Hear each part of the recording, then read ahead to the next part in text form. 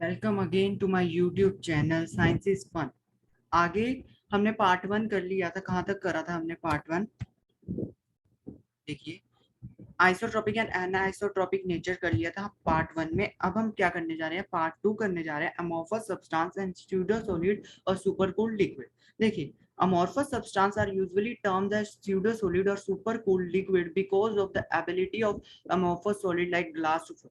देखिए, मैं आपको बताता हूँ कि आपका जो हमारे बिल्डिंग्स होती हैं जो पुरानी हो जाती हैं, उनके ग्लास देखना आप जाकर कि वो ऊपर से तो क्या होंगे, थिन होंगे, नीचे से क्या हो जाएंगे, थिक हो जाएंगे। ये ऑब्जर्व किया गया है। तो कहा गया कि जो अमोर्फस सॉलिड है उनके पास प्रॉपर्टी होती है फ्लो करने की, इसीलिए उनको क्या कहा जाता है? सुपर कूल्ड लिक्विड कहा जाता है। Glass tend to become milky in appearance over a long period of time. This is because of slow crystallization of glass. क्या कह रहे हैं कि ग्लास क्या करता है? मिल्की बन जाता है। देखिए, जब हमें हमारी मदर होगी या हमारी फैमिली मेंबर्स हमें कहते हैं ना कि शीशे को धूप में मत रखो, धुंधला हो जाएगा या अंधा हो जाएगा, तो हम क्या करते हैं कि ग्लास में क्या बन जाते हैं? क्रिस्टल्स बन जाते हैं। और वो उसका अपीयरेंस क्या हो जाता है? वो मिल्की सा हो जाता है, व्हाइटनेस आ जाती है। This is because of slow crystallization of glass, क्योंकि ग्लास अमोर्फस से क्रिस्टलाइन में कन्वर्ट हो जाता है। amorphous silicon is used to make photovoltaic cell। ये बहुत बारी पूछा गया है कि amorphous solid क्या कहा गया है? used to make photovoltaic cell। Next हम करेंगे क्रिस्टलाइन सॉलिड। क्रिस्टलाइन सॉलिड के बहुत टाइप्स होते हैं। देखिए, क्रिस्टलाइन, देखिए हमने हमने अमोर्फस की सिर्फ क्या करनी है? प्रॉपर्टीज याद करनी है, उसके करेक्टरिस्टिक्स याद करने हैं, और उसके बारे में ज्यादा नहीं पूछा जाता और ना ही हमें बताया गया उसके बारे में ज्यादा। हमने ज्यादा किसके बारे में करना है? क्रिस्टलाइन सॉलिड के बारे में। तो क्रिस्टलाइन सॉलिड के 4 टाइप्स होते हैं: मॉलिक्यूलर क्रिस्टल, आयनिक क्रिस्टल, नेटवर्क क्रिस्टल, इनको कोवलेंट क्रिस्टल भी कहते हैं, और मेटालिक क्रिस्टल। इसमें से नेटवर्क और कोवलेंट भी बहुत ज्यादा इंपॉर्टेंट नहीं है, इसके बेस पर बहुत कम पूछे जाते हैं। ज्यादा मेन है तो मॉलिक्यूलर क्रिस्टल है। मॉलिक्यूलर, आपको देखिए नाम से ही पता चल जाएगा कि मॉलिक्यूलर क्रिस्टल कौन से होते हैं? जिनके constituent particles atoms, sorry molecules हो। आयनिक क्रिस्टल जिनके कॉन्स्टिट्यूएंट पार्टिकल्स आयंस हो। नेटवर्क क्रिस्टल और कोवलेंट जिनके कॉन्स्टिट्यूएंट पार्टिकल एटम्स हो। और मेटालिक क्रिस्टल जिनके कॉन्स्टिट्यूएंट पार्टिकल्स क्या, कर्नल्स होते हैं। कर्नल्स क्या होते हैं? आपको आगे पता चलेगा। इलेक्ट्रॉन जो होते हैं positively charged in the delocalise sea of electron होते हैं। अब आगे हम करेंगे मॉलिक्यूलर में कौन होते हैं? Non polar, polar and hydrogen bonding. देखिए, मॉलिक्यूलर सॉलिड में कौन होते हैं? नॉन पोलर, पोलर और हाइड्रोजन। इसके तीनों डिफरेंस आपको इजिली से समझ आ जाएंगे। देखिए, नॉन पोलर सॉफ्ट होते हैं। देखिए, हाइड्रोजन बॉन्डिंग हमने क्या करना है? हार्ड होता है ना। हाइड्रोजन बॉन्डिंग क्या होता है? हार्ड होता है। नॉन पोलर क्या होते हैं? Insulator of electricity. Polar insulator, तीनों ही इंसुलेटर हैं। तीनों क्या है? इंसुलेटर है। Non polar very low melting point, polar का भी लो मेल्टिंग पॉइंट, और तीनों का ही लो मेल्टिंग पॉइंट होता है। इंटरमोलिकुलर फोर्सेस इसमें कौन सी लगते हैं? डिस्पर्जन और लंडन फोर्सेस, जो हमने क्लास 11th में करा था, स्टेट्स ऑफ गैसियस स्टेट में हमने करा था। लंडन फोर्सेस और डिस्पर्जन फोर्सेस, मतलब इसमें क्या होते हैं? दो, जैसे I2H2 CCl4 CO2, ठीक है। इंटरमोलिकुलर फोर्सेस कौन सी लगी? डाइपोल डाइपोल इंटरेक्शन, और इसमें हाइड्रोजन बॉन्डिंग। ये सारी थ्योरी ही है जो हमने जिसके बेस पर बहुत कम क्वेश्चन पूछे। मेन क्वेश्चन किस पे पूछे जाते हैं? इनके एग्जांपल्स पर। इनके एग्जाम्पल में क्या है? आर्गन, CCl4 H2 और CO2, इसके एग्जाम्पल आप याद करिए जो मेन है। पोलर में कौन है? HCl, जो बहुत मेन एग्जाम्पल है, SO2। और हाइड्रोजन बॉन्डिंग में H2O, आइस। वो आइस भी हो सकता है, वाटर भी हो सकता है। ये क्या है? इसके हाइड्रोजन बॉन्डिंग के एग्जाम्पल। देखिए, हाइड्रोजन जैसे ही अगर फ्लोरीन, ऑक्सीजन और नाइट्रोजन के साथ जब हाइड्रोजन बॉन्ड बनाएगा तो हाइड्रोजन बॉन्डिंग मॉलिक्यूलर सॉलिड कहलाएंगे।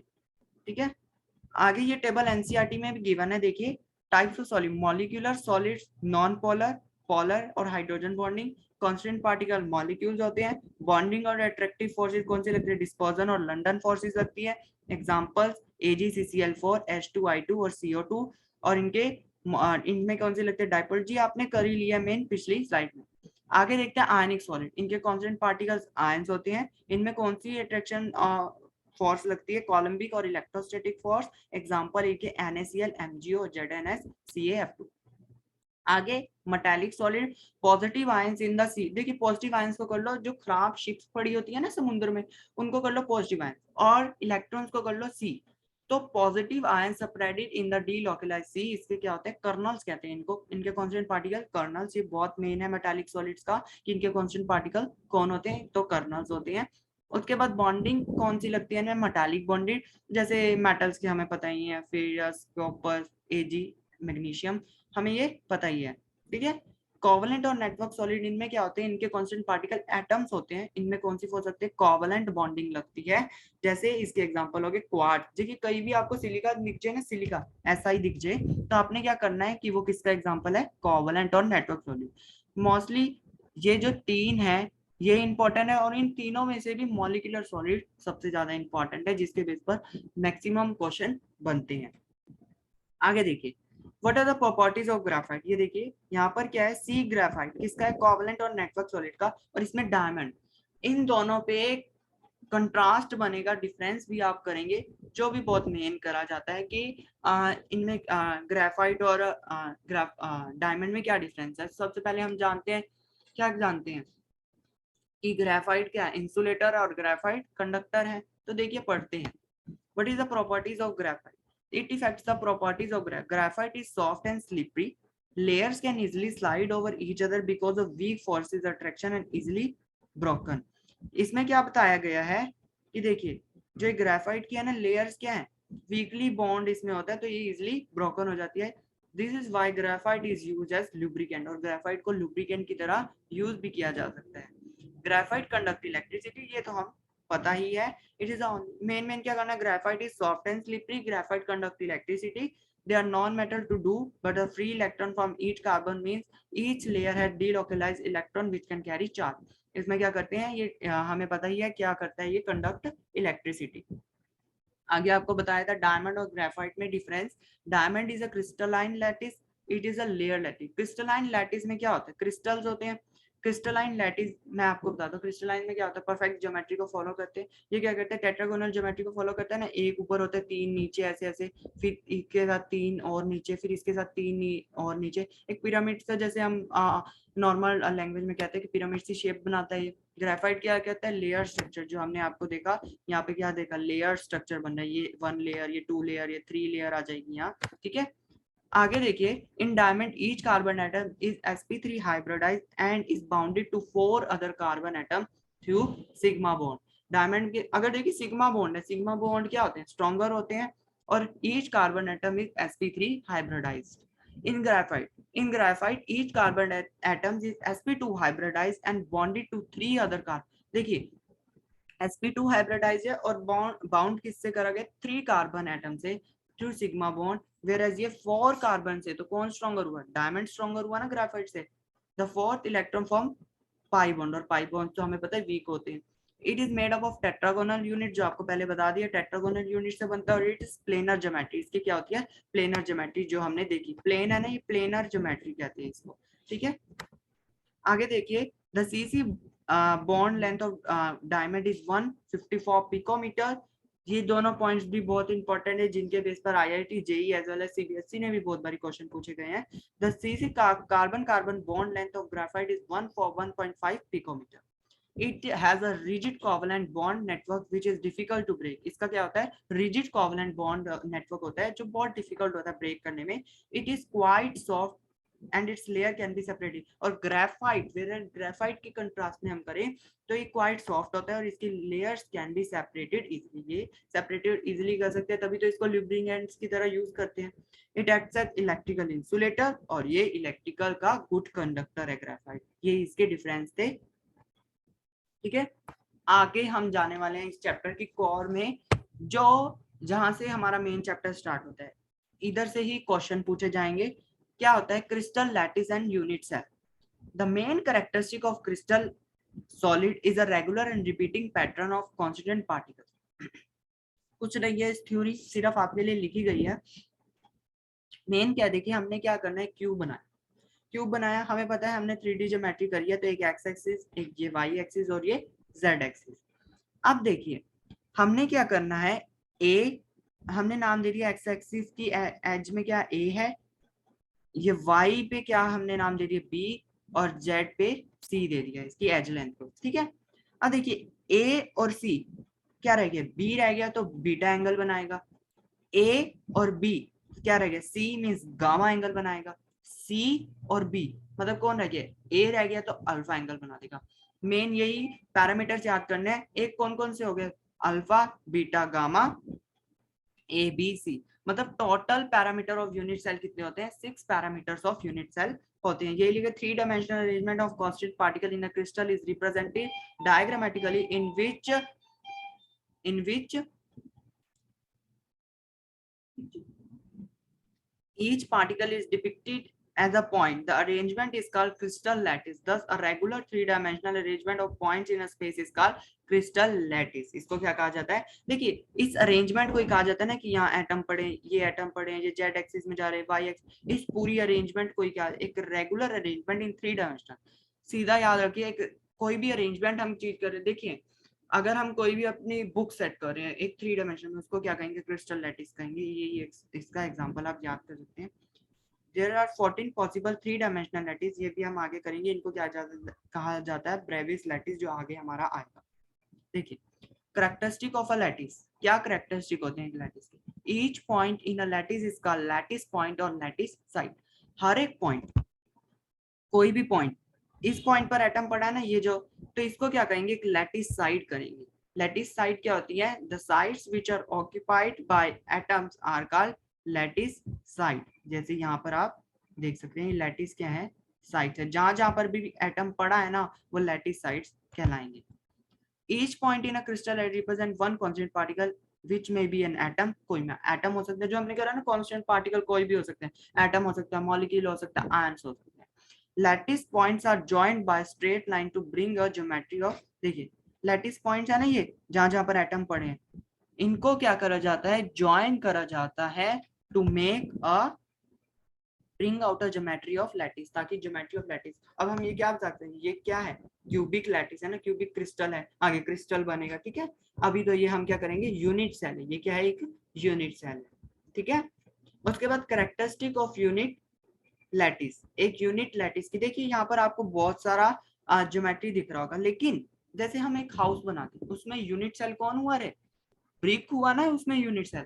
तो as same as the brick is a unit cell of a house, similarly एक unit cell of the body क्या होता है, जिसको रिपीट करने पे दोबारा एक क्रिस्टल लैटिस बन जाता है। a unit cell is the smallest unit on which repeating and repeating the crystal full crystal is formed. Its dimension along the three edges A, B, and C. These edges may be or may not be mutually perpendicular. Angles between the edges are A between B and C is beta. ये आपको पिछली video में बता दिया। देखिए edges कौन सी, angle क्या बनेगा, B और C के बीच में अल्फा, A और C, B रह गया तो बीटा, और A और B मतलब C रह गया तो gamma. Thus the unit cell is characterized by 6 parameter, जो आपको पहले ही बता दिया गया है, A, B, C, alpha, beta, gamma, ठीक है। उसके बाद देखिए यूनिट सेल दो टाइप्स के होते हैं, एक प्रिमिटिव और एक नॉन प्रिमिटिव। प्रिमिटिव में क्या होता है कि सिर्फ कॉर्नर्स पर पड़े, ठीक है, और नॉन प्रिमिटिव मतलब कॉर्नर्स पर तो पड़े ही हैं, एज वेल एज कहीं और भी उसके एटम्स पड़े, सेंटर में हो सकते हैं, फेस पर हो सकते हैं, ठीक है। primitive unit cell, when consonant particle are present only in the corner position of unit cell, it is called primitive unit cell. Centered unit cell, when a unit cell contain one or more constituent particle present at position other than corner in addition, मतलब corners पर भी पड़े हैं और कहीं और भी पड़े हैं, इनको सेंटर्ड यूनिट सेल भी कहते हैं as well as non primitive unit cell भी कहते हैं। मतलब देखिए कॉर्नर्स पर तो है, ठीक है। अब देखिए इसमें क्या हमें दिख रहा है कि यहाँ कॉर्नर्स पर तो पड़े हैं, मतलब ये प्रिमिटिव, अगर मैं कहीं और भी रख दूं बीच में, या बीच में रख दिया तो ये क्या हो गए, सेंटर्ड यूनिट सेल हो गए और नॉन प्रिमिटिव हो गए। In addition to those corners it's called centred unit cell. उसके बाद types of centred unit cell, देखिए body centred unit cell, such a unit cell contain one constant particle atom at the body centre. देखिए हम यहाँ देख सकते हैं, देखिए यहाँ पर, ये देखिए कॉर्नर्स पर तो पड़े ही है ना, कॉर्नर्स पर पड़े हैं। अगर एक बॉडी के सेंटर में कर दिया, ये 3D में हमने देखना है कि बॉडी के सेंटर में यहाँ पर पड़ा है एक एटम, देखिए यहाँ पर, ठीक है, तो क्या हो, ये बीसीसी हो गया, आगे हम इसको बीसीसी बोलेंगे, body centre cubic unit cell, ठीक है। और अगर हमने क्या कर दिया, इसके सारे फेसेस यहाँ पर, यहाँ पर, यहाँ पर, यहाँ पर, यहाँ पर 6 फेस होते हैं ना, तो अगर हमने सारे 6 फेस पर रख दिया तो वो क्या हमें क्या पता चलेगा कि वो face centre cubic unit cell हो जाएगा। और अगर हमने अपोजिट एंड पर रख दिया तो एंड सेंटर हो जाएगा, यही आगे लिखा होगा।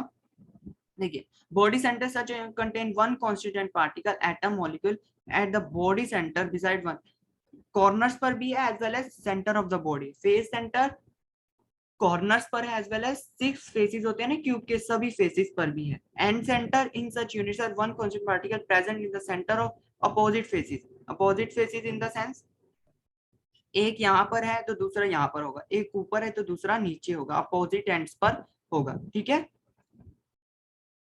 एंड सेंटर उसको कहते हैं, यही हमारे क्या हो गए टाइप्स ऑफ सेंटर्ड यूनिट्स है। आगे ये हम बाद में करेंगे, क्यूबिक टेट्रागोनल, ये ज्योमेट्री है, इसके बेस पर ज्यादातर नहीं पूछे जाते, और ये आप प्रीवियस वीडियो इसकी ट्रिक भी बताई गई है मैंने अपने चैनल पर, तो आप वो जाकर देख सकते हैं कि इसको मतलब इसके बेस पर बहुत पूछे जाते हैं, हेक्सागोनल पे गामा कितना होता है, तो वो आपको एक ट्रिक के जरिए याद कराया गया बहुत ही इजी वे में, वो आप जाकर देख सकते हैं on my YouTube channel science is fun पर। देखिए, अब हम क्या करने जा रहे हैं, प्रिमिटिव क्यूबिक यूनिट सेल। देखिए, a primitive cubic unit cell has only 8 atoms in its corner, 8 atoms corners पर होते, each atom on the corner is shared between 4 adjacent unit cells, there were 4 unit cells at the same plane, 4 above and 4 below, therefore 1/8 of atom of a molecule or ion। देखिए, ये भी बहुत main है, यहाँ से हम देखिए, अगर हमने एक एटम यहाँ पर रख दिया, यहाँ पर, तो क्या होगा, 4 ऊपर है और 4 नीचे है, मतलब एक यूनिट सेल अगर किसी इस देखिए इस यूनिट सेल के कॉर्नर पर है ना, तो वो 4 ऊपर से और 4 नीचे से, मतलब 8 से तो क्या बन रहा है उसकी, देखिए ईच एटम कॉर्नर शेयर्ड हो रहा है 8 से, तो उसकी कंट्रीब्यूशन एक की कितनी होगी 1/8, ठीक है, यूनिटरी मेथड लगा है सीधा। actually belongs to particular, each small sphere represent only vertex and not actual height, such structure are called open structure। देखिए, each small sphere, जो कोई भी small sphere होता है, represent क्या करता है, only the vertex not the actual size, वो सिर्फ vertex को represent करता है, not the actual size, such structure are called open structure। दो structure which represent only vertex and not only the actual size, such structure are called open structure। In all, since each cubic unit cell has 8 atoms in its corner, the total number of atoms in a unit cell is 8, total number of atom in a unit cell is 8 into 1/8, मतलब कितने units देखिए कितने atom present होंगे unit primitive cubic unit cell में, वो होंगे 1, ठीक है।